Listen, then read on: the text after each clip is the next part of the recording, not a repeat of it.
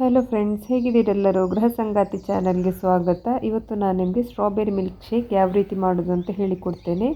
ಇಲ್ಲಿ ನಾನು ಮೊದಲಿಗೆ ಐಸ್ ಸ್ಟ್ರಾಬೆರಿ ತಗೊಂಡಿದ್ದೇನೆ. ಇದು ಫ್ರೀಝರಲ್ಲಿ ಇಟ್ಟದ್ದು ಸ್ಟ್ರಾಬೆರಿ. ಅದನ್ನು ಮಿಕ್ಸಿ ಜಾರಿಗೆ ಹಾಕ್ತಾ ಇದ್ದೇನೆ.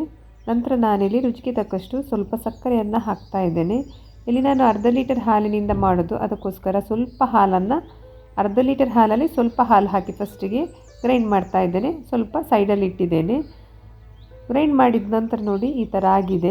ಸ್ವಲ್ಪ ದಪ್ಪನೇ ಇರ್ತದೆ, ಅಂದರೆ ನಾವು ಸ್ವಲ್ಪ ಕಮ್ಮಿ ಹಾಲು ಹಾಕಿದ್ದಲ್ಲ, ಎಲ್ಲ ಸ್ಟ್ರಾಬೆರಿ ಗ್ರೈಂಡ್ ಆಗಲಿಕ್ಕೋಸ್ಕರ ಈ ಥರ ಆಗಿದೆ ನೋಡಿ. ಗ್ರೈಂಡ್ ಮಾಡಿದ ನಂತರ ನಾನಿಲ್ಲಿ ಉಳಿದ ಹಾಲನ್ನೆಲ್ಲ ಹಾಕಿ ಪುನಃ ಗ್ರೈಂಡ್ ಮಾಡ್ತಾ ಇದ್ದೇನೆ. ಈಗ ನಾನು ಮಾಡಿದ ಸ್ಟ್ರಾಬೆರಿ ಮಿಲ್ಕ್ ಶೇಕ್ ರೆಡಿಯಾಗಿದೆ. ಅದನ್ನೀಗ ನಾನು ಸರ್ವ್ ಮಾಡ್ತಾ ಇದ್ದೇನೆ.